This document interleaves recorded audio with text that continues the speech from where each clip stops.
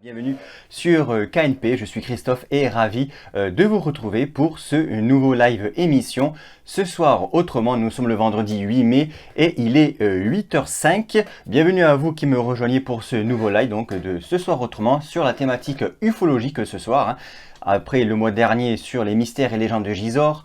Cette fois-ci, on repart dans les étoiles et dans l'espace avec donc une thématique ufologique, une émission qui est composée de 3 parties. La partie numéro 1 qui retracera à travers 3 reportages des principaux observations OVNI, notamment archives, des témoignages d'archives d'OVNI, avec Kenneth Arnold notamment, qui a été dans les années 40 un des premiers à avoir employé le terme de soucoupe volante, donc c'est à lui que nous le devons. Ensuite, vous aurez le témoignage d'une observation d'un pilote de ligne américain. Et enfin, une rencontre rapprochée en France avec le cas de Valençol. Voilà, donc ça c'est pour la première partie. Ensuite, la deuxième partie, vous retrouverez une thématique qui commence à se développer depuis quelques temps, mais qui est assez compliqué à évoquer en France, notamment aux États-Unis. Eux, ils sont en avance, comme d'hab, sur ce genre de sujet. Je veux bien sûr parler des abductions, voilà. Alors, les abductions, ce sont des personnes qui pensent et qui sont sûrs même, qui se sont fait enlever par des êtres exogènes, et pour la plupart qui sont fait examiner de manière médicale, et on retrouve sur leur corps diverses cicatrices, etc. Enfin bref, vous verrez dans cette deuxième partie exactement en quoi ça consiste, et nous verrons ensemble est-ce que ça peut être des cas psychologiques ou des cas réels. Voilà, donc ça c'est pour le deuxième reportage et la deuxième partie de cette soirée. Et enfin, la dernière partie, la partie numéro 3, qui je pense sera la plus intéressante, parce que c'est une partie, mais bien que tout le reste de l'émission soit intéressante, vous verrez, on avance par échelon en fait. D'abord de l'historique, ensuite un coup de projecteur sur un cas particulier des abductions, et on finira évidemment par la supposée divulgation OVNI que préparerait le gouvernement américain pour cette année 2026. Donc ça sera la partie numéro 3 et la dernière. Et je vous retrouve tout à l'heure, à peu près dans une vingtaine de minutes, et nous en discuterons avec plaisir.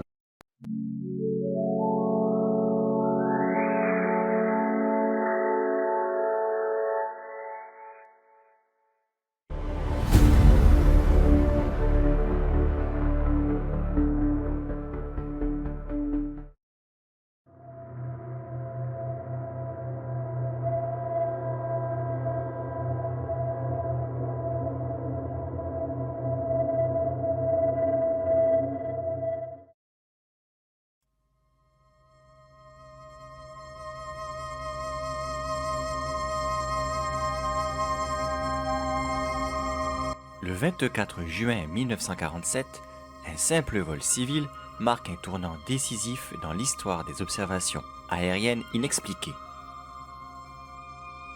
À bord de son avion personnel, Kenneth Arnold, un pilote civil de 32 ans, originaire de Boise, dans l'Idaho, va devenir malgré lui le visage d'un phénomène mondial.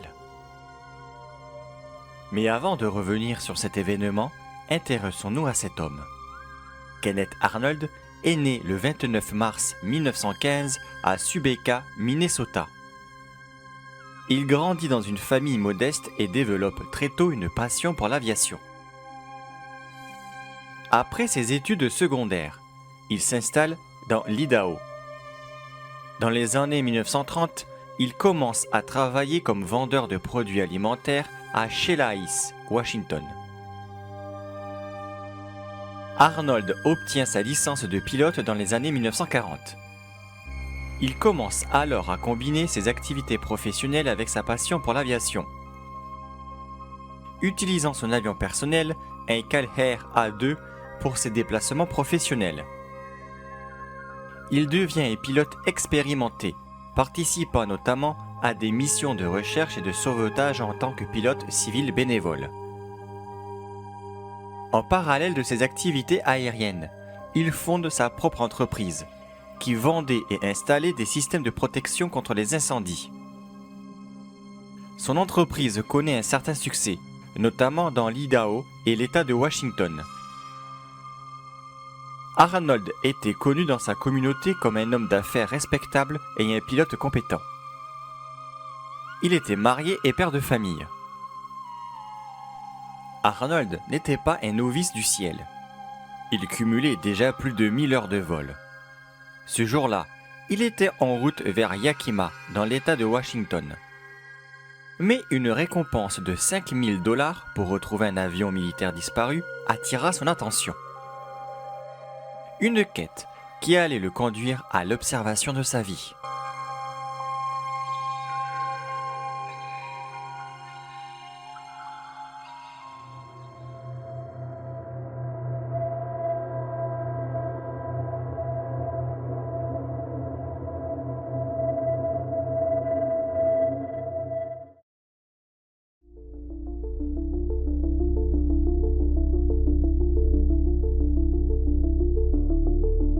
Ce 24 juin 1947, Kenneth Arnold décolle à 14h15 de l'aéroport de Chehalis à bord de son Calher A2 rouge et blanc pour se rendre à Yakima. Les conditions météorologiques sont optimales. Il décide alors de rechercher un Curtiss C-46 qui s'est écrasé en décembre avec 32 Marines à bord. Attiré par la récompense de $5000 promise par l'US Air Force. C'est au cours de cette recherche qu'il fait une observation extraordinaire. À proximité du mont Rainier, culminant à 4392 mètres, il aperçoit une formation de 9 objets volants inconnus. Ces engins, d'environ 15 mètres de long, se déplacent à une vitesse stupéfiante. Calculé plus tard à plus de 2800 km/h, bien au-delà des capacités des appareils de l'époque. Leur forme est particulièrement intrigante. Dépourvus de queue, ils ressemblent à des plats à tarte coupés en deux, avec un arrière triangulaire convexe, tandis que l'engin de tête a une forme de boomerang. Leur comportement en vol est tout aussi inhabituel. Ils se déplacent comme des hors-bords rebondissant sur une mer agitée, ou comme la queue d'un cerf-volant chinois, en formation mais de manière erratique.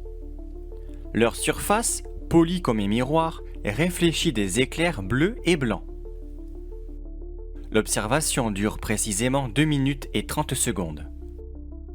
Bouleversé par cette expérience, Arnold atterrit à Yakima vers 16h et se précipite pour raconter son observation à Hal Baxter, responsable du centre de vol. Malgré le scepticisme initial, notamment d'un pilote d'hélicoptère suggérant qu'il s'agissait de missiles guidés depuis la base secrète de Moss Lake, le témoignage d'Arnold marquera le début d'une nouvelle ère dans l'histoire des phénomènes aériens non identifiés. À l'époque, Arnold fait face à un dilemme. Qui informer? Qui croire? Il décide finalement de contacter 2 journalistes locaux, Nolan Skiff et Bill Beckett, à qui il décrit le mouvement des objets comme des ricochets sur l'eau. Les journalistes, intrigués, publient l'histoire, et c'est là que tout bascule. La description précise d'Arnold fut largement relayée par la presse, de l'Est Oregonian au Chicago Tribune. Les autorités militaires réagirent avec scepticisme, rappelant qu'aucun appareil connu, hormis peut-être le V2, ne pouvait atteindre de telles vitesses. L'Associated Press reprend l'information et la diffuse à travers tout le pays. Dans leur article, les journalistes utilisent un terme qui allait entrer dans l'histoire, soucoupe volante. Le terme fait le tour du monde, et avec lui, une vague d'observations similaires déferle sur l'Amérique. Durant l'été 1947, des dizaines de personnes affirment avoir vu des objets similaires dans le ciel. En 1988, un document sonore exceptionnel fut découvert. L'enregistrement d'une interview d'Arnold réalisée 2 jours après son observation. Il y décrivait des objets en formation réfléchissant la lumière comme des miroirs, dépourvus de queue, évoluant avec une précision remarquable. Face à cette affaire troublante, plusieurs hypothèses furent avancées. Hallucination collective, méprise avec des avions en formation, phénomène météorologique ou même un vol de pélican. Malgré une enquête conjointe de l'US Air Force et du FBI, l'observation resta officiellement inexpliquée. Arnold reçoit près de 10 000 lettres du monde entier. Il refuse une offre lucrative de 50 000 $ des éditions Doubleday pour écrire un livre, ne souhaitant pas que son récit soit romancé. Sa sincérité et son intégrité sont saluées. Ce qu'il voulait, c'était des réponses et non des projecteurs. L'une des interviews les plus emblématiques d'Arnold a lieu en 1950, avec le célèbre journaliste Edward Murrow. Durant cet échange, Arnold maintient une position prudente. Il ne parle pas ouvertement d'extraterrestres, mais il suggère que ces objets pourraient provenir d'ailleurs, sans écarter totalement l'idée d'un phénomène naturel ou militaire.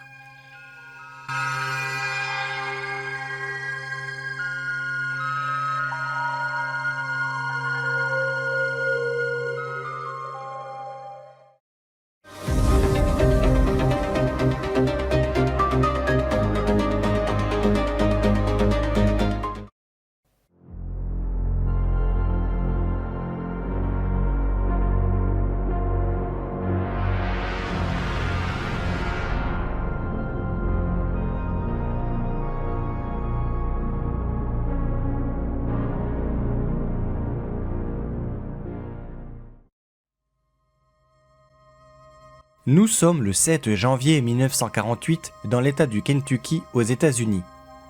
Il est 13h15.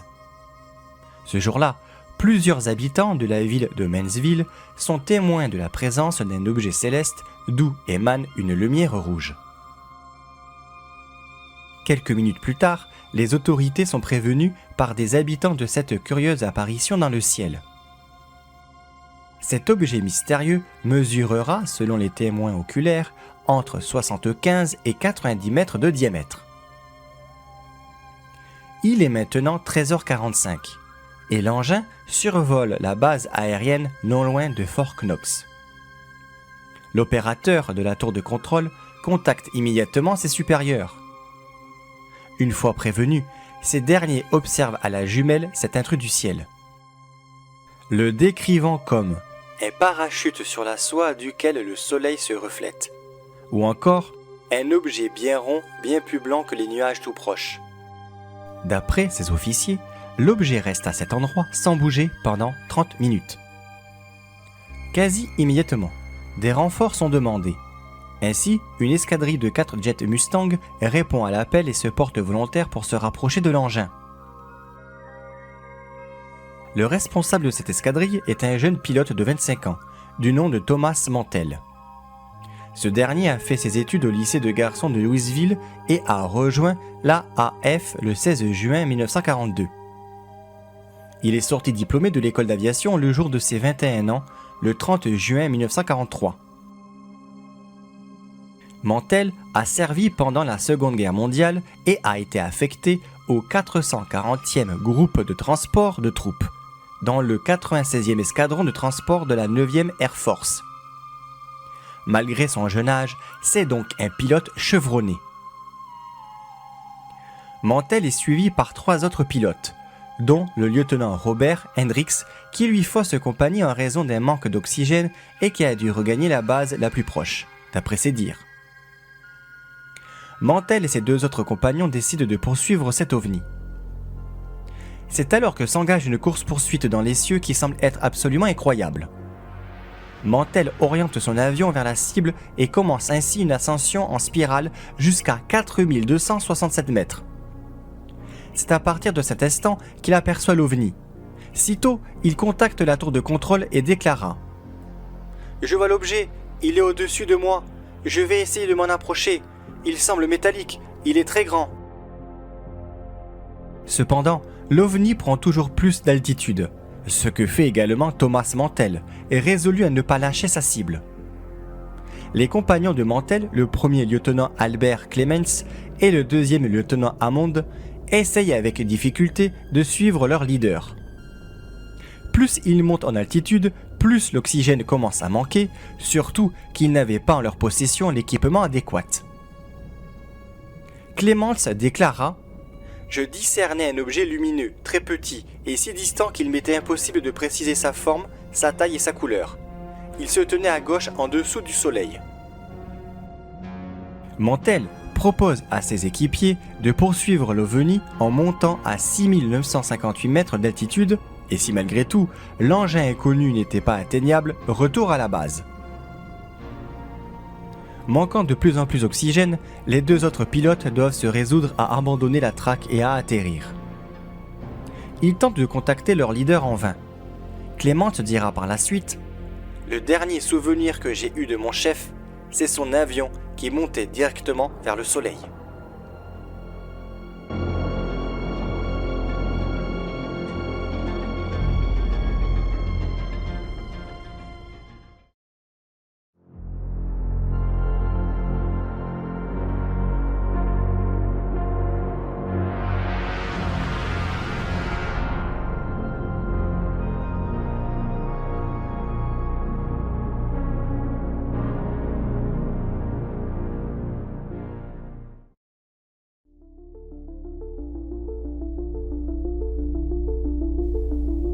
Du sol, les habitants du coin assistent à un bien étrange balai aérien.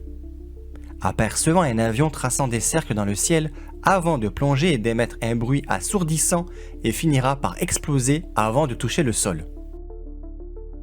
Une fermière du nom de Carrie Phillips constate un avion qui s'écrase dans sa cour.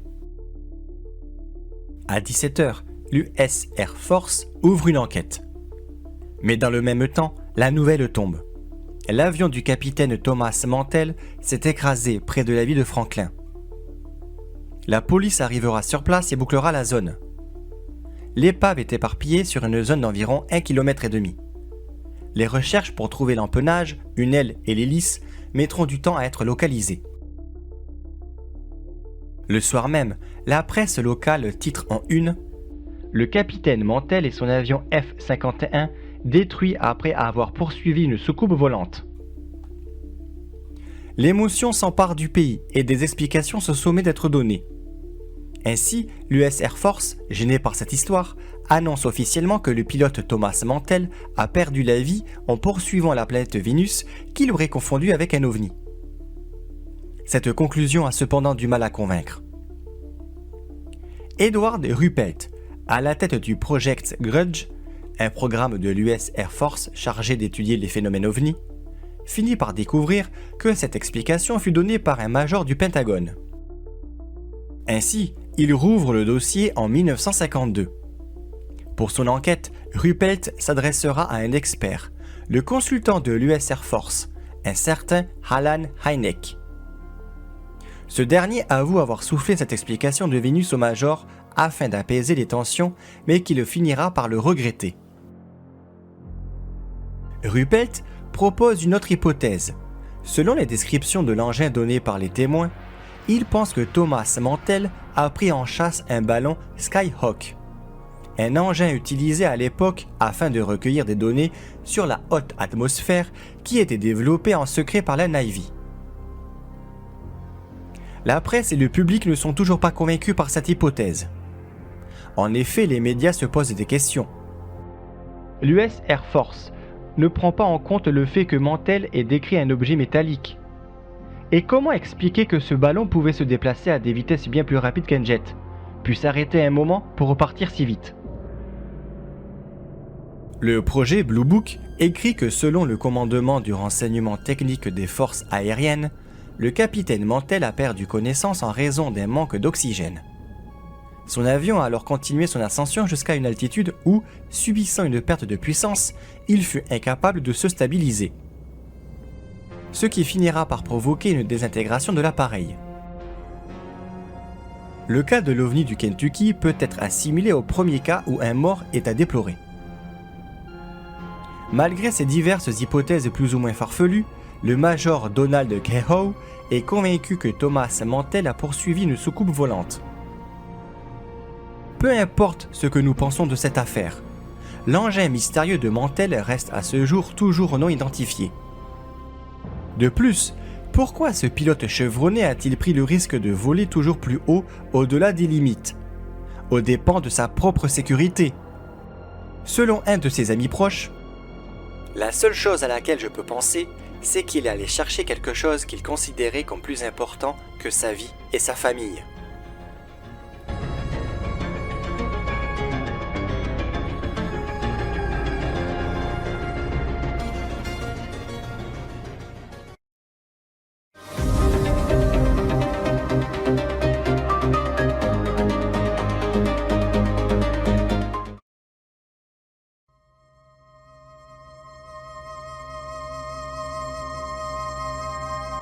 Le 1er juillet 1965, un événement mystérieux secoua le calme du petit village de Valençol, situé dans le sud de la France, au cœur de la Provence. C'est une région connue pour ses paysages pittoresques, ses champs de lavande à perte de vue et son atmosphère paisible. Rien ne laissait présager que cette journée d'été allait devenir l'une des dates les plus marquantes de l'ufologie française. Ce jour-là, à environ 17h45, le fermier Maurice Mas, un homme réputé dans le village pour son sérieux et son honnêteté, travaillait dans son champ de lavande. Soudain, il entendit un sifflement aigu, un bruit étrange, qu'il prit d'abord pour celui d'un hélicoptère en approche. Ce n'était pas si improbable, car même si la zone était rurale, des appareils pouvaient parfois survoler la campagne. Il tourna alors la tête, s'attendant à apercevoir un rotor au loin, mais ce qu'il vit n'avait rien de familier. À quelques mètres de lui, un engin d'apparence totalement inhabituelle se trouvait là, posé au sol. Il mesurait environ la taille d'une voiture et avait la forme d'un œuf, reposant sur 6 pieds disposés en étoile autour d'un axe central. Une sorte de porte ou de trappe était visible sur le côté de l'appareil. Il n'émettait plus aucun son.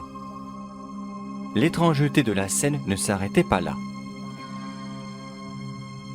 Près de l'engin se tenaient 2 petits êtres humanoïdes que Maurice Mas observa attentivement. Ils semblaient affairés autour de l'appareil. Il s'en approcha, intrigué, mais à environ 5 mètres de distance, l'un des 2 êtres pointa vers lui un objet. Instantanément, Mas fut frappé par une sorte de paralysie. Il ne pouvait plus bouger un seul muscle. Son corps était figé, comme cloué sur place. Et pourtant, il restait parfaitement conscient. Il pouvait voir, entendre, observer. Mais il était incapable d'agir. Il décrira plus tard ces créatures comme mesurant la taille d'un enfant d'environ 8 ans. Leurs vêtements semblaient être des combinaisons collantes, d'une teinte gris-vert. Ils avaient de grandes têtes, totalement nus, aux yeux inclinés et expressifs.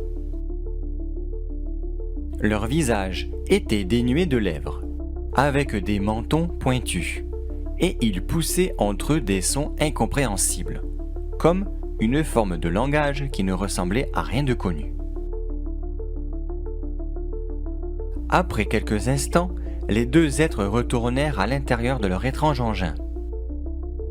Maurice Mas, toujours paralysé, les observa à travers une paroi translucide.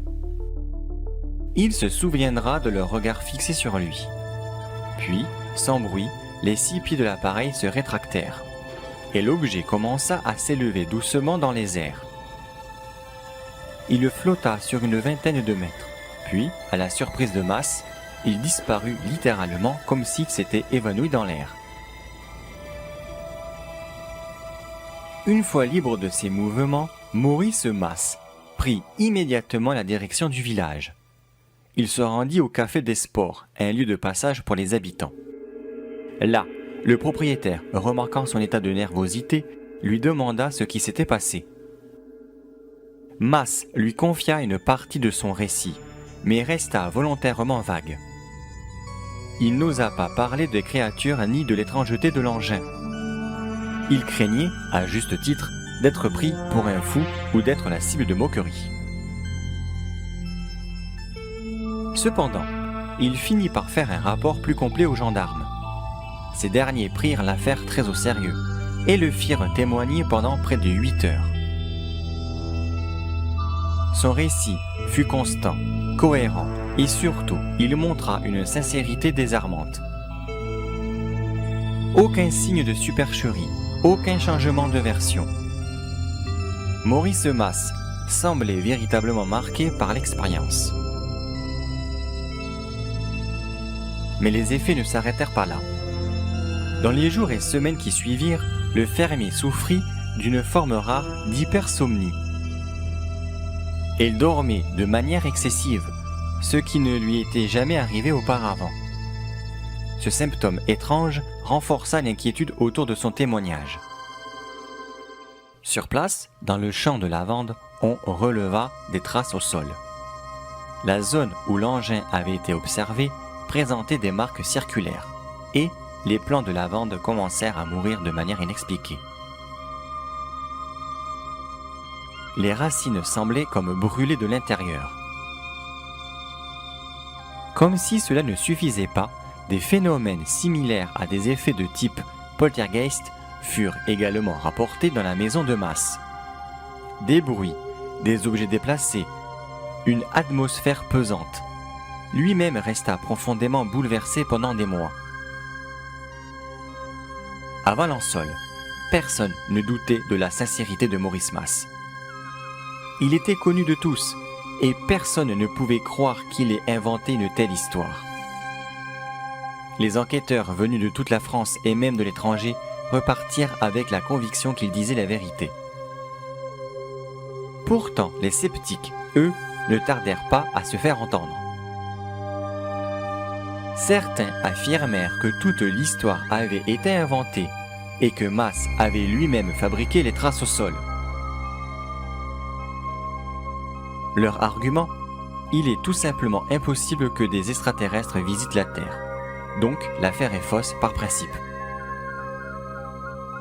D'autres, comme Claude Mauger, plus modéré, avancèrent une hypothèse différente.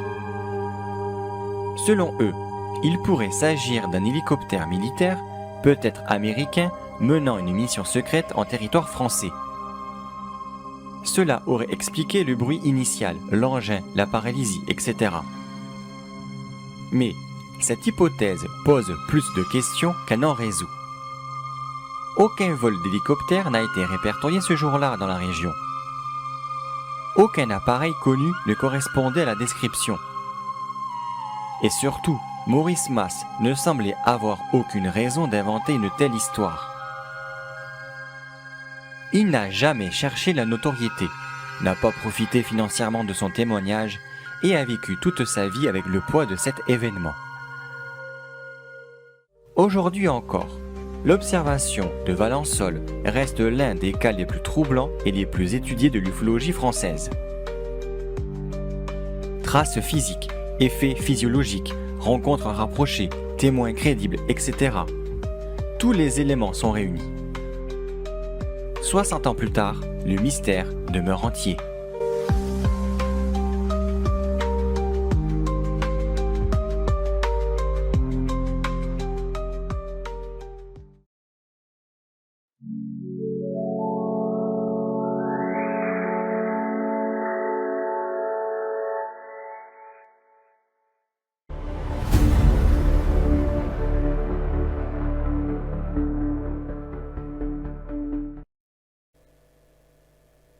Alors, je vais vous proposer des angles d'analyse possibles, des questions à se poser et quelques propositions supplémentaires pour enrichir cette discussion. Alors déjà, les divers angles d'analyse possibles. On va évoquer l'hallucination collective. Alors, il faut savoir que ce genre de situations sont rares, très mal documentées et surtout, elles ne produisent pas de description cohérente entre témoins indépendants. C'est-à-dire que voilà, il peut y avoir des cas où effectivement il peut y avoir des hallucinations collectives, mais dans le cas de petits groupes. Quand on parle de plusieurs centaines de personnes, déjà ça commence à être un petit peu plus compliqué. Des centaines et des dizaines de personnes qui voient la même chose au même moment et qui décrivent les mêmes événements quasiment au mot près, on peut difficilement évoquer donc l'hallucination collective. Euh, Car dans les trois cas, les témoins sont des personnes entraînées. Donc vous avez vu un pilote, hein, Thomas Mantel, un agriculteur expérimenté, ou encore notamment des gendarmes, notamment dans le cadre de Valençol, qui se sont déplacés et qui ont constaté les traces au sol et qui ont bien vu que le témoignage de l'agriculteur semblait cohérent, ne mentait pas et n'avait d'ailleurs pas aucun intérêt à faire un canular non plus. Donc, on peut difficilement parler d'hallucination. Peut-être effectivement dans le cadre des pilotes de ligne. Parfois, ça a été évoqué, notamment certains pilotes français qui ont témoigné et qui se sont fait rétorquer. Mais est-ce que vous n'avez pas eu tout simplement des hallucinations avec l'altitude dans votre avion? Alors, effectivement, ça peut arriver, hein, parfois, bien sûr. Mais quand même, quand vous avez pas mal de pilotes, notamment en France, aux États-Unis, etc., qui disent qu'ils ont tous vu des choses au moins une fois dans leur métier, je pense quand même qu'on peut leur faire confiance. Ce sont des professionnels, ils sont suivis médicalement, donc voilà, ils ne peuvent pas délirer, ils savent reconnaître les avions de ce qui n'est pas un avion, enfin bref, voilà. Donc pour moi, l'hallucination collective ne tient pas, de par les nombreux témoignages que nous avons pu avoir durant ces dernières décennies hein, d'observations d'OVNI. Alors je rappelle, quand je parle d'observation OVNI, ce sont des objets non identifiés. Voilà, c'est pas forcément des êtres exogènes ou des extraterrestres. Il faut faire attention à ça. On ne sait pas par quoi ou par qui ils sont pilotés, mais en tout cas, voilà, ça reste assez mystérieux. Ensuite, nous avons le deuxième angle d'analyse possible avec les prototypes militaires. Alors effectivement, c'est une hypothèse plausible pour certains cas, mais pas pour tous. Il faut savoir qu'également qu'en 1947, les États-Unis n'ont aucun appareil capable de reproduire les vitesses décrites par Kenneth Arnold. Donc, là, donc il faut savoir que effectivement, la rétro-ingénierie qu'on appelle ça, c'est-à-dire récupérer une technologie exogène ou d'un autre pays afin de s'en servir pour développer ses propres armes et ses propres avions, avant 1947, ça n'existait pas aux États-Unis. Il n'y avait aucun appareil qui pouvait donc reproduire ce qu'avait observé Kenneth Arnold en son temps. C'est venu après. D'ailleurs, c'est intéressant de savoir pourquoi c'est venu après. Soudainement, nous avons un bond technologique assez important après la guerre, après la Seconde Guerre mondiale.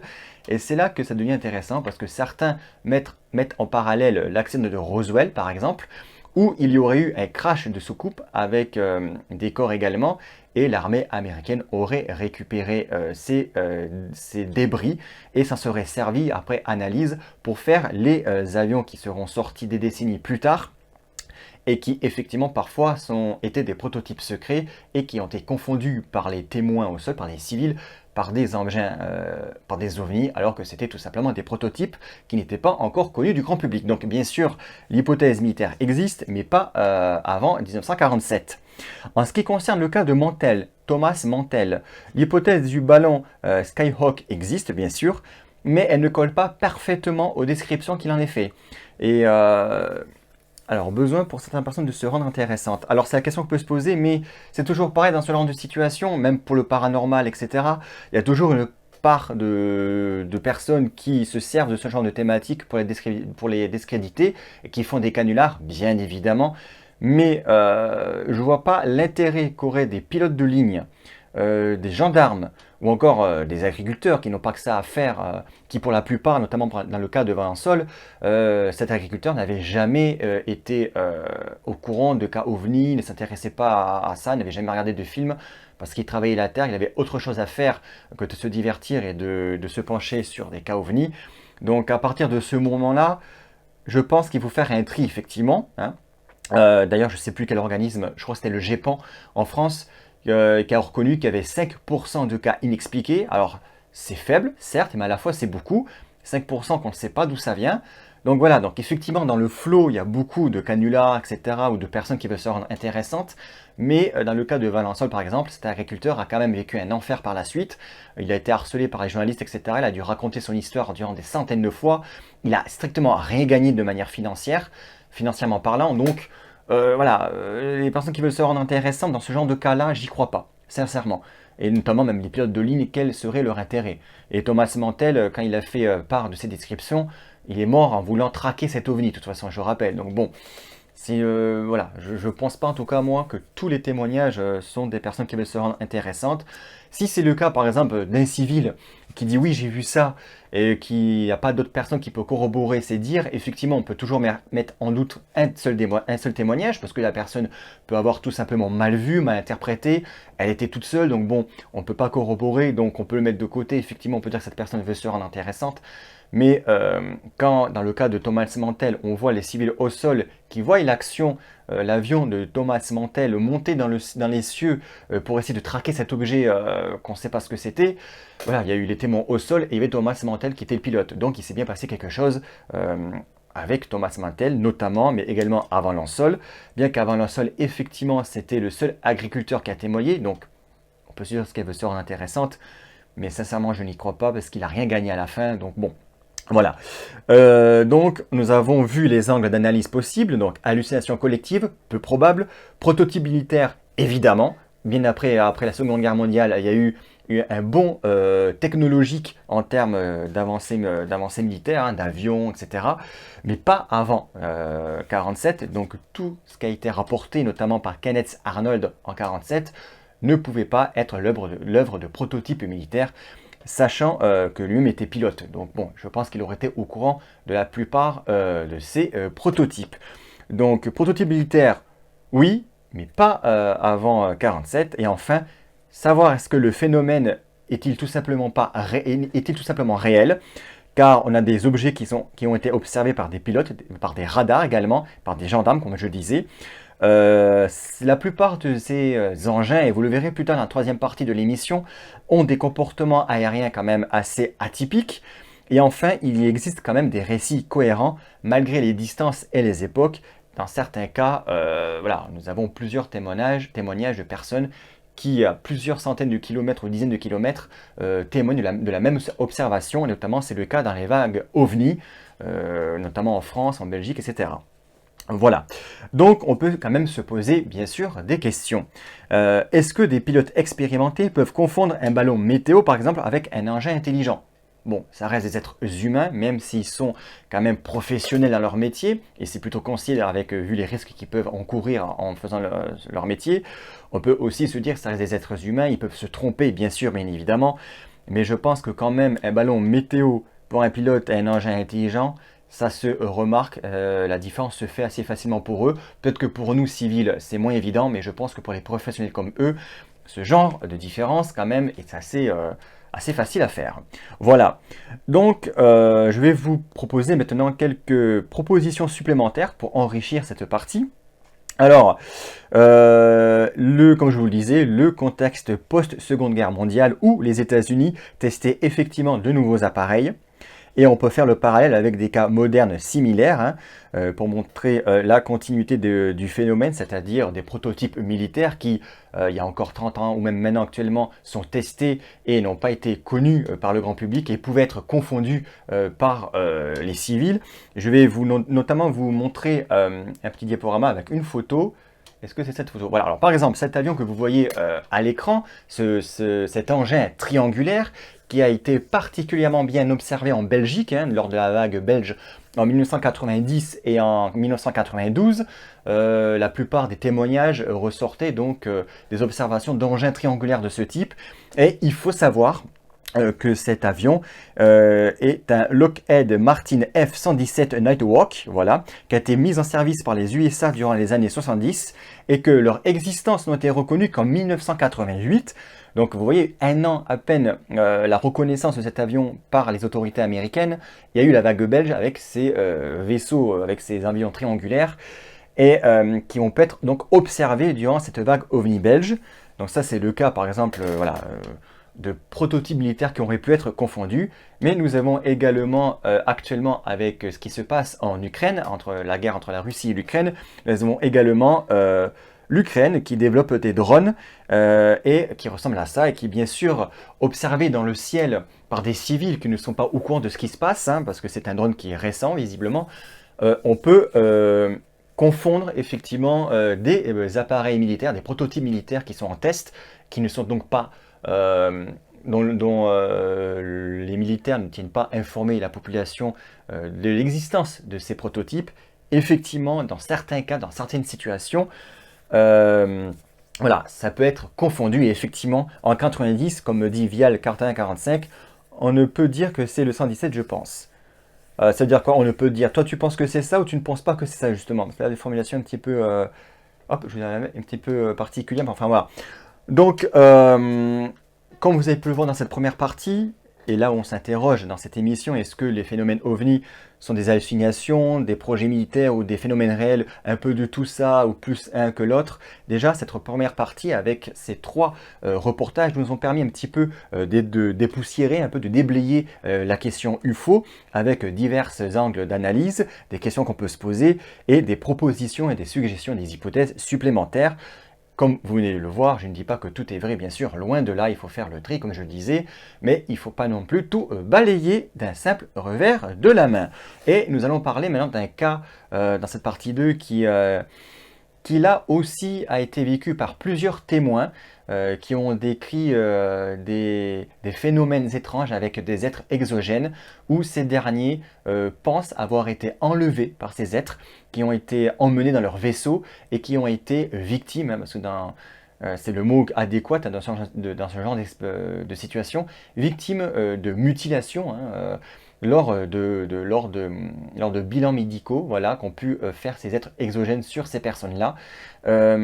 Ces gens qui commencent petit à petit à parler en France, vous allez le voir, c'est assez récent, ont commencé quand même à parler il y a bien plus longtemps que ça aux États-Unis, comme d'habitude, un pays précurseur, contrairement à nous qui sommes trop cartésiens et qui n'ont pas écouté les gens. Il faut savoir que ces gens-là, quand même, traversent une souffrance psychologique, parce qu'ils ne sont pas écoutés, vous allez le voir dans ce reportage, ils ne sont pas crus, pas écoutés, ils sont même moqués. Donc, diffusion du reportage de cette partie 2 sur l'abduction, mais je vous retrouve tout à l'heure. Merci encore de vous suivre, vous êtes dans l'émission Ce Soir Autrement, je suis Christophe, vous êtes sur la chaîne KNP, et bienvenue à vous qui me rejoignez.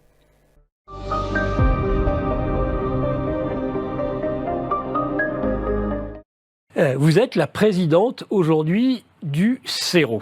Oui. Est-ce que vous pourriez nous expliquer un petit peu déjà pour commencer, qu'est-ce que cette association, qui je crois est une association loi 1901? C'est une association qui a été créée par Myriam Belmire, voilà, qui est abductée. Alors qu'est-ce que ça veut dire abductée? Abductée, c'est anglais, c'est pas un mot français, qui veut dire enlèvement. Donc au début des années 60, puisque c'est parti des États-Unis, c'est les États-Unis les premiers qui ont parlé, qui ont osé parler, ça nous est resté abduction, on est resté sur le mot abduction. Bien sûr. En France, on a du mal. Et donc il y a 10 ans, Myriam a eu son abduction et elle s'est dit, bon, je peux pas en parler parce que c'était moqué. Les ufologues à cette époque-là, alors... Elle avait souvenir de son abduction. Tout à fait. Il y a 10 ans, donc ça s'est déroulé. Ça s'est passé bien avant, il y a 10 ans. Elle a créé son association. Elle s'en est souvenue à ce moment-là? Je ne sais pas si je ne me souviens pas. Avant. Oui, avant. Mais simplement, elle a essayé d'en parler, elle ne pouvait pas en parler. Personne n'écoutait les ufologues. À ce moment-là, ils parlaient d'ovnis, mais on ne pouvait pas entendre parler d'abduction. Déjà, premier, deuxième, troisième type, le fait de simplement les voir paraissait déjà extraordinaire. Alors, être enlevé... Voilà, c'était trop, c'était beaucoup trop. Et donc Myriam, voyant qu'elle ne pouvait pas parler à qui que ce soit sans être moquée, montrer du doigt, elle a créé son association. Elle voulait absolument qu'il y ait des psychologues pour aider les gens. Et c'est une association où on est tous bénévoles. Voilà, on aide les gens, on les écoute, on les accompagne.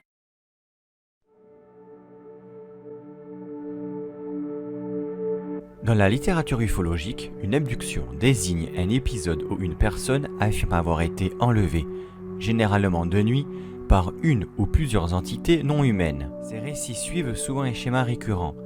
Une lumière, une paralysie, une sensation d'être observé, puis un blanc, un trou dans la mémoire. Certains parlent d'un environnement étrange, d'examens médicaux, d'une communication télépathique ou d'un retour soudain dans leur lit, sans comprendre ce qui s'est passé. Mais au-delà des détails, un point revient presque toujours, le sentiment d'avoir vécu quelque chose d'inexplicable et parfois d'effrayant. Contrairement à ce que l'on pourrait croire, ces témoignages ne viennent pas d'un seul pays, d'une seule culture ou d'un seul milieu social. On en trouve aux États-Unis, en Europe, en Amérique du Sud, en Asie. Des hommes, des femmes, des enfants, des personnes croyantes ou non, sceptiques ou passionnées. Certains n'avaient aucun intérêt pour l'ufologie avant leur expérience. D'autres n'en ont plus jamais reparlé, de peur d'être ridiculisés. Ce qui frappe, c'est la similarité de nombreux récits, malgré la distance, les cultures, les époques. Est-ce un indice d'un phénomène réel, ou simplement la preuve que l'esprit humain produit des scénarios comparables dans certaines conditions? À ce jour, personne ne peut trancher. Les chercheurs qui se sont penchés sur le sujet proposent plusieurs pistes. Certains évoquent la paralysie du sommeil, un état où le corps est immobile alors que l'esprit flotte entre rêve et éveil. D'autres parlent d'hallucinations hypnagogiques, de stress post-traumatique ou de mécanismes de défense psychologique. Mais ces explications ne suffisent pas toujours. De nombreuses personnes décrivent des détails précis, cohérents, parfois partagés par d'autres témoins. Certains affirment avoir vécu l'expérience à plusieurs. D'autres présentent des marques physiques, des cicatrices apparues du jour au lendemain. Rien de tout cela ne constitue une preuve, mais rien ne permet non plus d'écarter totalement la possibilité d'un phénomène encore inconnu.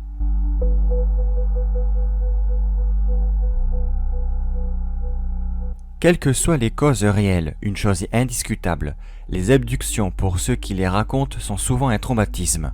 Beaucoup décrivent une perte de contrôle, une intrusion dans leur intimité, une peur profonde.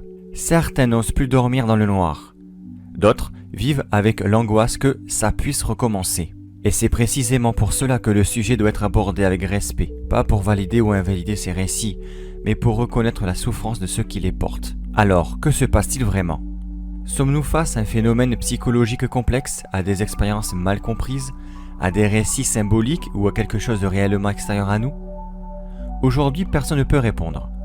Les preuves manquent dans un sens comme dans l'autre, mais le nombre de témoignages, leur cohérence et d'impact qu'ils ont sur la vie des personnes concernées mérite qu'on s'y intéresse sérieusement. Pas pour juger, pas pour se moquer, mais pour comprendre. Les abductions restent l'un des aspects les plus mystérieux de l'ufologie. Un sujet où se croisent science, psychologie, culture et peut-être autre chose. Un sujet qui dérange, qui questionne et qui nous rappelle que parfois la frontière entre le réel et l'inexpliqué est plus fine qu'on ne le croit.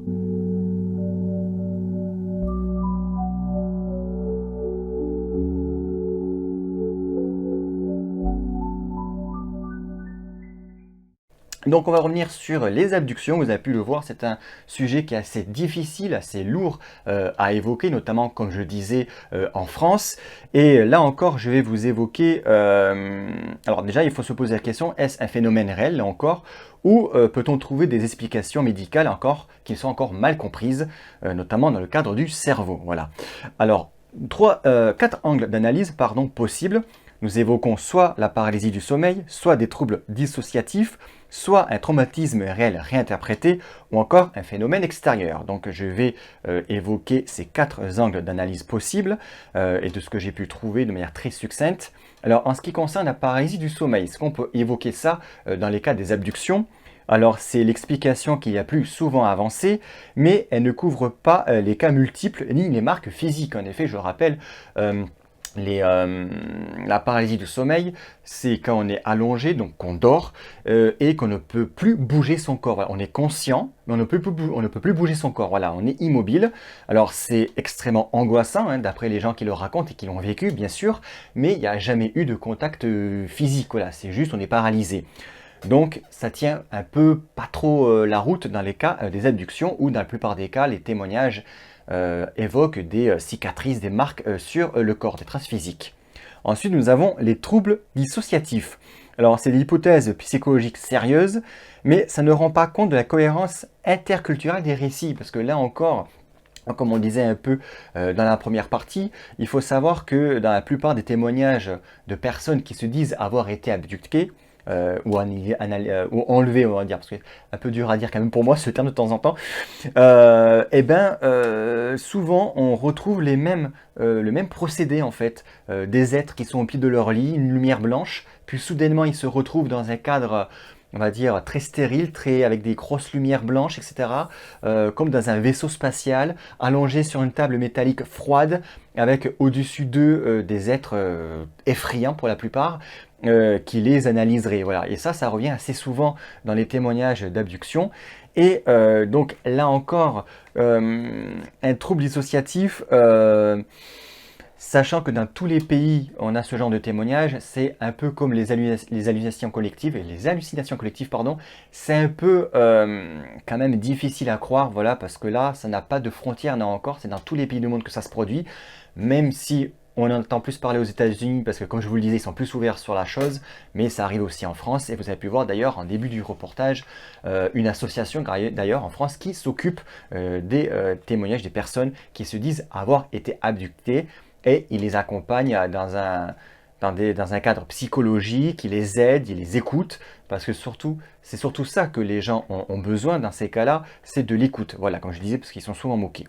Ensuite, troisième angle d'analyse possible, là, les traumatismes réels réinterprétés. Alors, certains chercheurs pensent que l'abduction est une manière symbolique de raconter un traumatisme et qu'il évoquerait donc par un récit d'enlèvement extraterrestre, etc. C'est une hypothèse qui peut être valable, attention cependant, mais qui n'est pas encore là, mais qui n'est pas universelle là encore, parce qu'il y a beaucoup trop de témoignages qui sont semblables et on ne peut pas raisonnablement dire que tous ces gens-là ont un traumatisme réel réinterprété, voilà. Il y a des cas que je pense que oui, bien évidemment, c'est bien sûr, mais là encore, on ne peut pas vraiment mettre tous ces gens-là dans le même panier. Donc voilà, c'est une hypothèse qui est valable dans certains cas, mais qui, je pense, là encore, ne peut pas en faire une généralité. Enfin, nous avons le quatrième angle d'analyse possible, donc le phénomène extérieur, c'est-à-dire c'est une hypothèse qui est non prouvée, mais qui n'est pas non plus réfutée, c'est-à-dire donc un réel enlèvement par des êtres exogènes. Donc c'est une hypothèse qu'on ne peut pas prouver, mais qui n'est pas non plus réfutée, on n'a pas de preuve d'un côté comme de l'autre, donc c'est pour ça que je dis qu'il faut quand même écouter ces personnes-là. Et les similitudes entre témoignages restent un mystère, c'est ce que je vous ai évoqué il y a quelques instants aussi.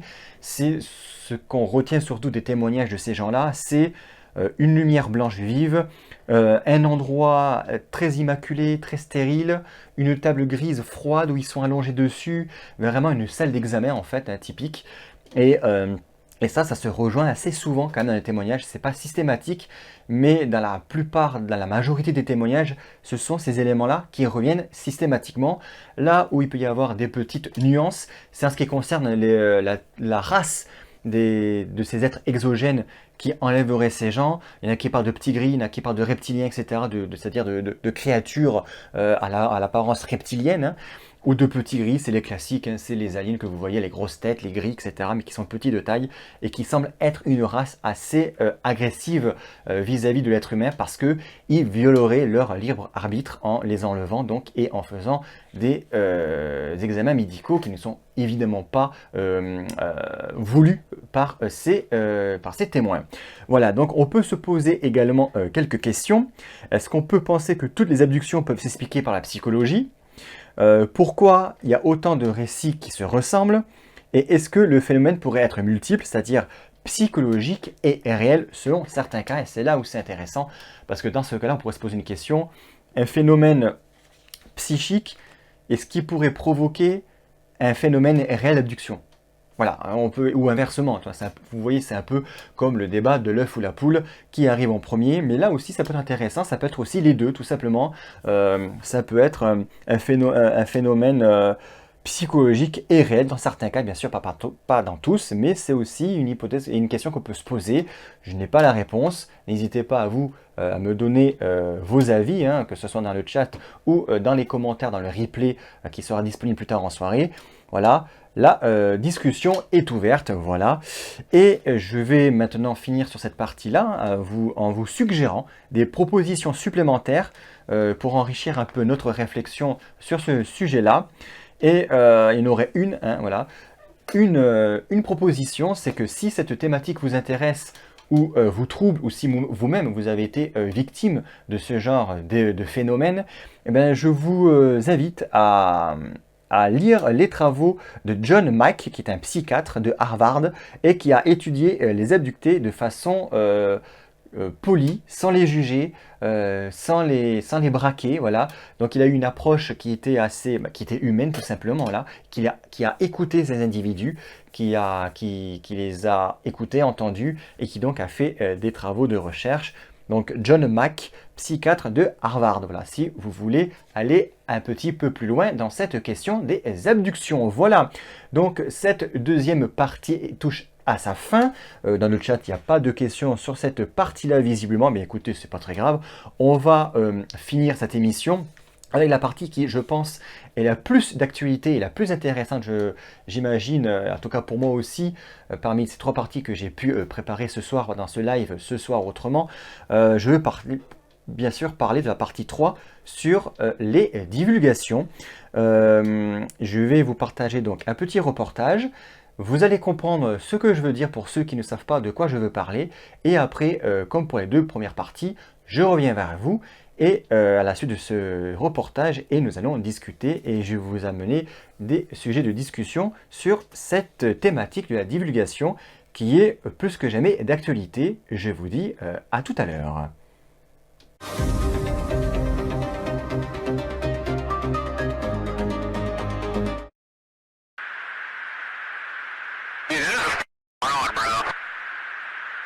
There's a whole fleet of them. Look on the ASA.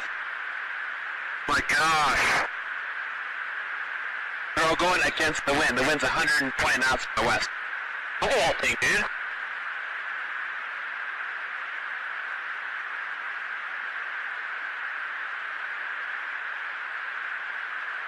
That's not our LNS though, is it? It's not. That is an LNS, dude.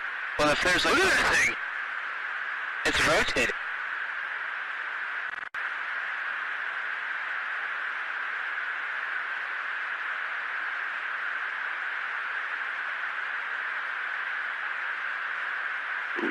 Nickel 6-1 Tango Logic, over. Oh, got it! Woohoo! Roger, there's troubleshooting.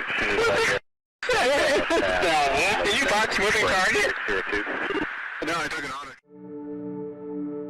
Tout commence avec un article du New York Times qui révèle l'existence d'un programme secret du Pentagone, l'AATIP, un projet chargé d'étudier des phénomènes aériens que les pilotes militaires ne parvenaient pas à identifier.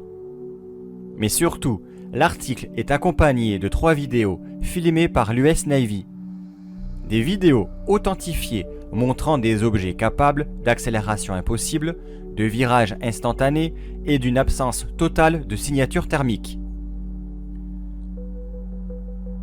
Parmi elles, la plus célèbre, le Tic Tac, filmé en 2004 par le pilote David Fravor.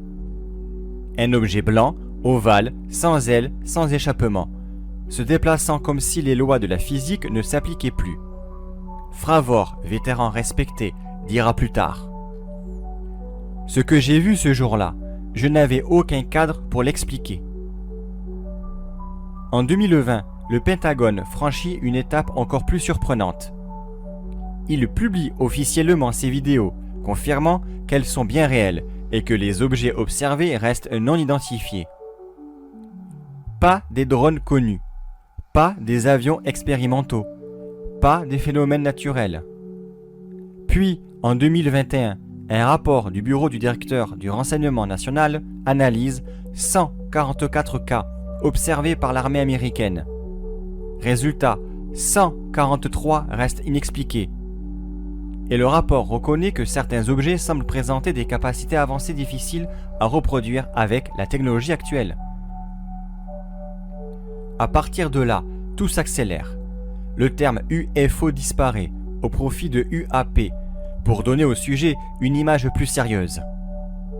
Des commissions du Congrès auditionnent des pilotes, des responsables militaires, des analystes. Les auditions sont publiques, filmées et diffusées en direct, du jamais vu. En 2023, un ancien membre du renseignement, David Grush, affirme sous serment que des programmes de récupération d'engins non humains existeraient depuis des décennies. Il parle de matériaux exotiques, de technologies inconnues et d'un secret maintenu au nom de la sécurité nationale. Ces déclarations divisent, mais elles ont un impact énorme. Pour la première fois, un lanceur d'alerte de haut niveau affirme que le phénomène serait réel et étudié depuis longtemps. Alors, divulgation volontaire, pression médiatique ou simple reconnaissance d'un problème aérien que l'armée ne peut plus ignorer? Une chose est certaine, depuis 2017, le discours officiel a changé. On ne parle plus de ballons météo ni d'hallucinations. On parle de phénomènes réels, observés par des pilotes entraînés, enregistrés par des radars et étudiés par les plus hautes institutions américaines. Ce que nous vivons depuis presque 10 ans, c'est peut-être la première étape d'un processus lent, contrôlé et encore flou. Un processus où les autorités reconnaissent morceau par morceau que quelque chose se passe dans nos cieux. Quelque chose que nous ne comprenons pas encore. Et la question n'est plus vraiment « est-ce que ça existe ?», mais plutôt « qu'est-ce que c'est et pourquoi maintenant ?»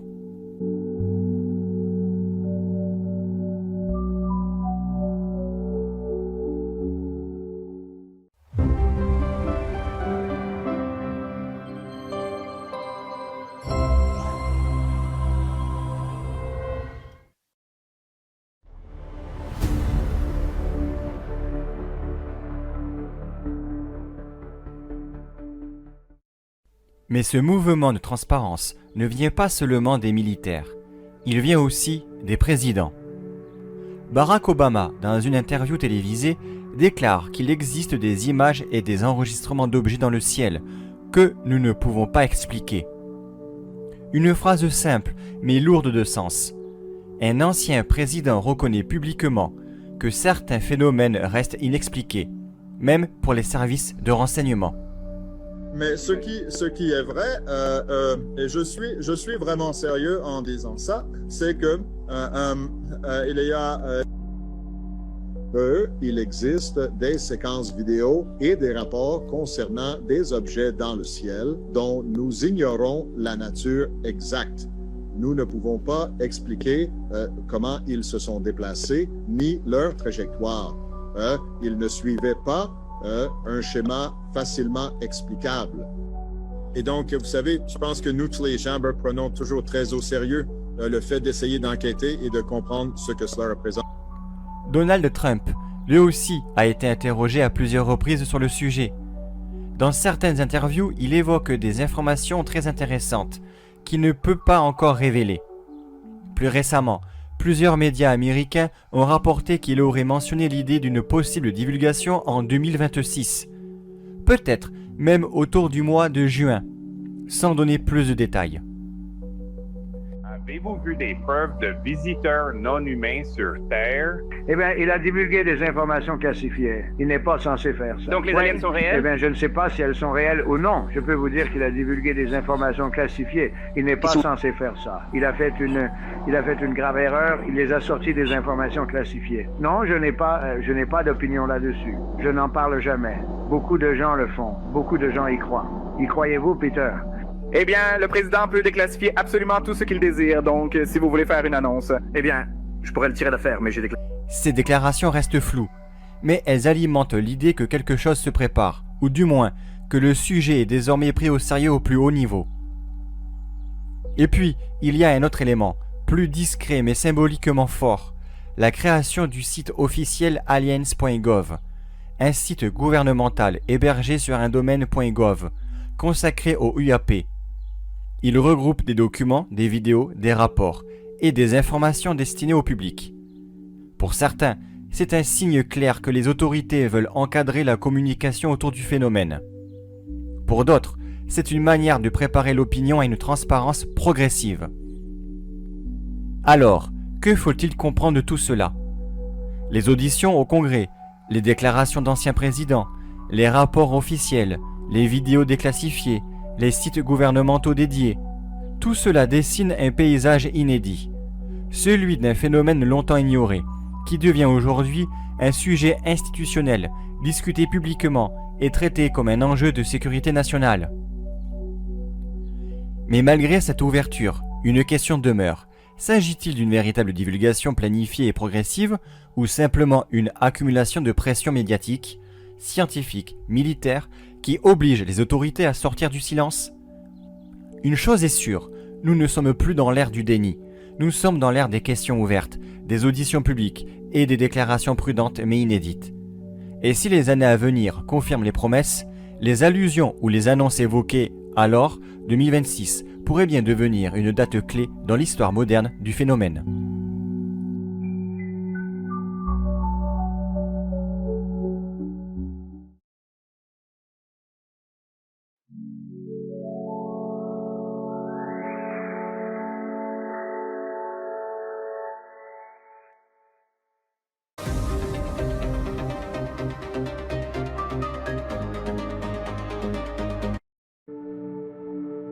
Récemment, un documentaire a particulièrement retenu l'attention, The Age of Disclosure, disponible sur Prime Video. Un programme qui ne se contente pas de survoler le sujet, mais qui plonge directement dans les révélations des pilotes, des analystes du renseignement et des lanceurs d'alerte, qui ont émergé depuis 2017. Le ton est sérieux, presque institutionnel.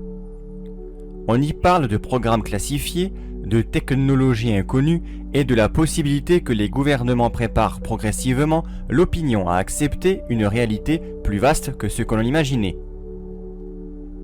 Ce documentaire arrive à un moment très particulier, car au même instant, Hollywood s'empare du thème avec une ampleur inhabituelle. En juin sortira Disclosure Day, le nouveau film de Steven Spielberg. Et Spielberg, dans ce domaine, n'est pas n'importe qui. Depuis Rencontre du troisième type jusqu'à E.T., il a façonné l'imaginaire collectif autour du contact extraterrestre. Le fait qu'il revienne aujourd'hui, précisément maintenant, avec un film centré sur la divulgation, intrigue énormément d'observateurs. D'autant que le film ne traite pas simplement d'un contact, mais bien de la révélation au public, de la gestion politique, médiatique et sociale d'un événement de divulgation. Autrement dit, exactement les thèmes qui sont discutés aujourd'hui au Congrès américain, dans les médias et dans les rapports officiels. Alors, simple coïncidence ou reflet d'un climat culturel où le sujet devient impossible à ignorer? Et c'est là que tout devient intéressant. D'un côté, un documentaire grand public qui parle ouvertement de divulgation. De l'autre, un film de Spielberg qui met en scène ce scénario. Et au milieu, des auditions au Congrès, des déclarations d'anciens présidents, des rapports officiels et un site gouvernemental dédié. Quand la culture populaire, les institutions et les médias avancent tous dans la même direction, cela crée une atmosphère particulière. Une impression que quelque chose se prépare, ou du moins que le sujet est en train de changer de statut. Alors, est-ce une stratégie, une préparation du public, ou simplement le reflet d'un moment historique où la question des UAP devient impossible à balayer d'un revers de main? À chacun de se faire son idée, mais une chose est sûre, entre The Edge of Disclosure, Disclosure Day et les signaux officiels qui s'accumulent, nous entrons dans une période où la frontière entre fiction, documentaire et réalité n'a jamais été aussi fine.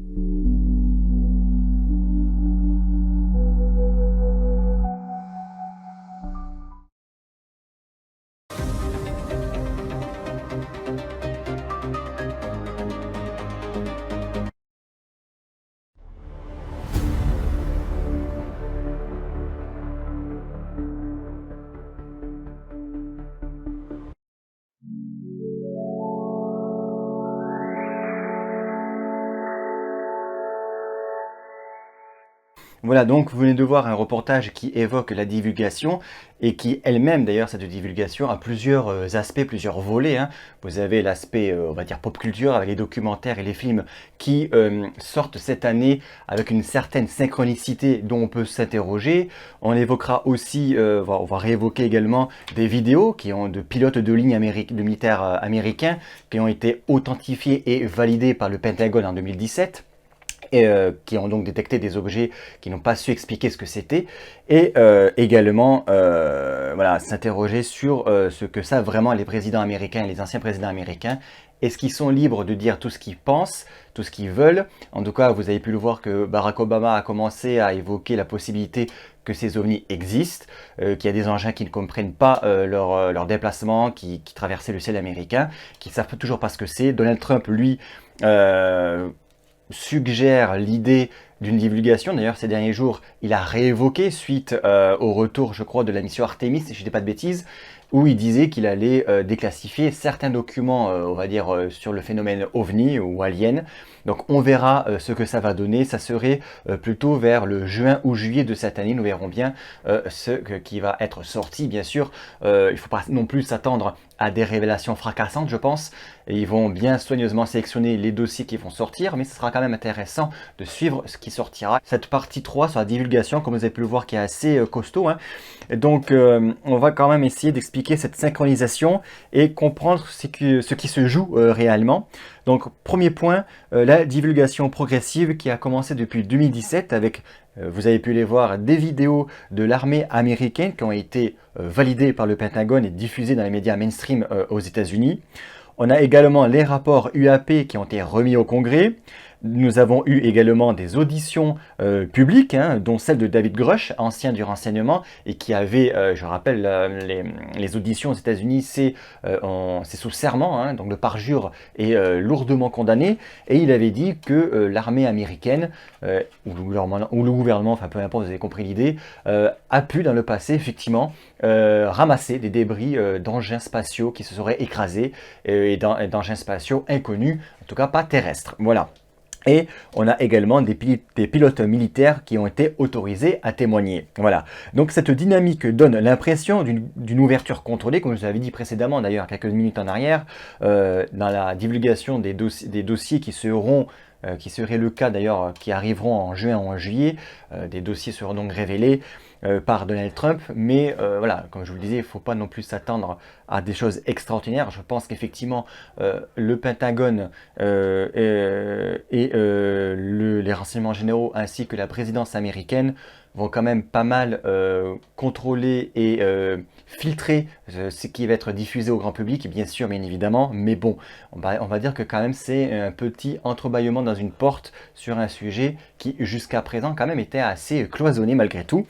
Donc c'est une ouverture contrôlée ou la reconnaissance partielle mais officielle d'un phénomène réel.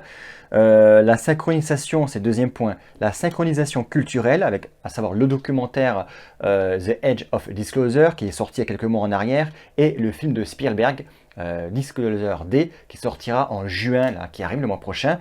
Et ces deux films, enfin ces deux documentaires, ces deux films sortent en 2026, à quelques mois d'écart, suite à toutes ces révélations de Barack Obama, de Donald Trump, etc.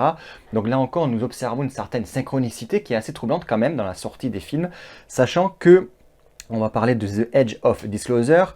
Donc c'est un documentaire qui est donc disponible sur Prime Video, qui emploie un ton sérieux avec des interviews de militaires, d'experts, d'anciens responsables gouvernementaux, et qui est présenté comme un état des lieux de la divulgation qui serait à venir donc entre 2026 ou 2027. Et ça sort en plein milieu d'un climat qui est déjà chargé dans ce domaine. Donc ça c'est pour The Edge of Disclosure. Pour Disclosure Day de Steven Spielberg, il faut savoir que Spielberg est un réalisateur et le réalisateur connu notamment de Rencontres du troisième type, et qui revient donc avec ce film sur la thématique OVNI et ufologique. Le film met en scène une divulgation officielle mondiale. Pardon, excusez-moi. Donc le film traite donc les conséquences d'une divulgation mondiale au public. Il sort donc en juin 2026, au moment même où certains politiciens américains évoquent donc une possible annonce gouvernementale dans ce sens. Excusez-moi. Donc je me prévois de l'eau, quand je parle beaucoup, j'ai la gorge qui s'assèche, voilà. Donc cette double sortie n'est pas anodine à mon sens. Elle crée même un climat culturel, une ambiance collective, où cette divulgation devient un sujet normalisé, presque attendu, même peut-être par les personnes qui ne sont pas très intéressées ou qui regardent de loin le sujet UFO. Ils se disent, tiens, il se passe quelque chose qui semble être extraordinaire, qui pourrait bouleverser notre existence et qui bouleverserait notre existence s'il est révélé. J'en suis persuadé.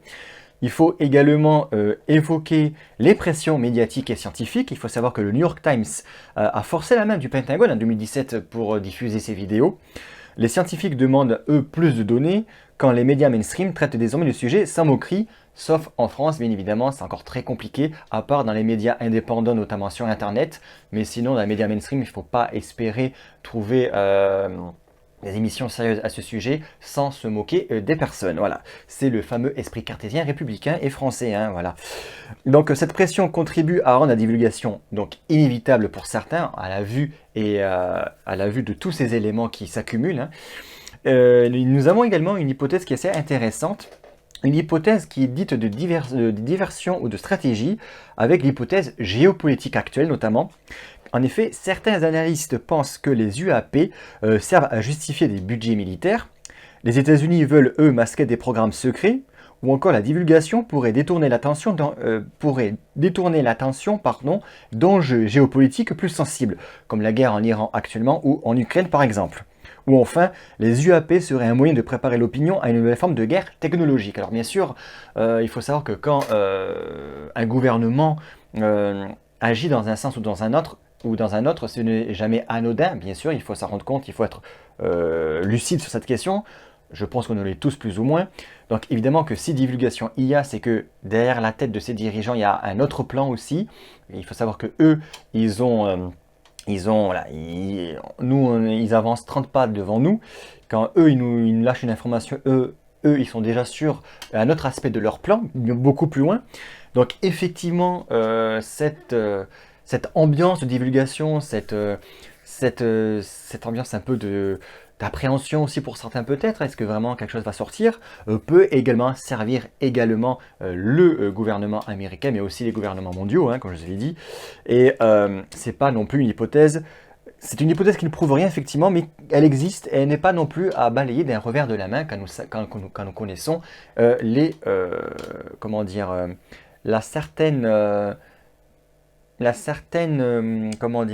certain Machiavel des gouvernements, hein, des politiciens, voilà. Donc on peut aussi bien sûr évoquer cette possibilité, mais qui cependant n'annulerait en rien et ne rendrait pas caduque quand même une possible divulgation, car je rappelle, si divulgation il y a, c'est quand même un tournant majeur pour l'histoire de l'humanité, donc c'est pas non plus quelque chose qui serait à balayer d'un revers de la main, malgré que ce soit quelque chose qui était coordonné pour dissimuler d'autres choses beaucoup plus graves. Mais bon, là, ça reste une hypothèse. Enfin, l'hypothèse du phénomène réel, pris au sérieux tout simplement. Il n'y a pas de recherche de dissimuler autre chose ou de faire diversion. Les objets filmés présentent effectivement des performances inconnues. D'ailleurs, nous avons pu le voir dans les vidéos du reportage de l'armée américaine qui ont été publiées en 2017, notamment avec le Tic Tac, ce petit objet là, ce petit objet blanc qui file à une allure folle. Qui étonne d'ailleurs les pilotes, hein, parce qu'on les entend rigoler, mais rigoler, je pense, d'étonnement et de surprise, et rire jaune quand même, parce qu'ils doivent s'interroger quand même de savoir devant quoi ils sont, est-ce que c'est dangereux pour eux, etc. Il y a également les radars qui confirment toutes ces observations, radars qui sont maintenant quand même beaucoup plus fiables qu'à l'époque. Dans les années 60 ou 70, on pouvait effectivement se dire que certaines observations qui ont été faites par des pilotes qui ont été retranscrits sur les radars, pouvaient être l'œuvre d'erreurs techniques, d'une fiabilité un peu aléatoire de ces radars. Mais là, en 2026, on peut dire que la technologie des radars est quand même beaucoup plus sophistiquée qu'à l'époque, et que si maintenant les radars confirment ces observations, il est peu probable que ce soit des erreurs. Il y a également des rapports officiels qui parlent de capacités avancées. Et enfin, et toujours encore, les témoignages du pilote qui sont cohérents et nombreux. Donc cette hypothèse aussi du phénomène réel qui est pris au sérieux est une hypothèse qui reste ouverte. Voilà. Enfin, on peut se poser aussi quelques questions. Alors, pourquoi tant d'événements depuis 2017? Pourquoi cette date précise? Pourquoi avoir choisi cette période précisément? La question reste ouverte, hein. N'hésitez pas à y répondre dans les commentaires ou dans le chat. Est-ce que les sorties de The Edge of Disclosure et Disclosure Day est-elle une coïncidence? Quand même, à quelques semaines, mois après, quand même, je trouve ça un peu étonnant. Personnellement, c'est mon opinion. Est-ce que Hollywood préparerait-elle l'opinion publique? Voilà, peut-être aussi éventuellement, car il faut savoir que Hollywood a aussi, dans l'histoire, servi de propagande, notamment durant les guerres avec les films. Hein. Donc, pourquoi pas? Est-ce que la divulgation est réelle ou scénarisée? Donc c'est ce que j'ai évoqué tout à l'heure. Est-ce que tout cela pourrait être un mélange un peu de tout, de phénomènes réels, plus de récupération politique et d'opportunités culturelles? Là encore, on revient sur les abductions.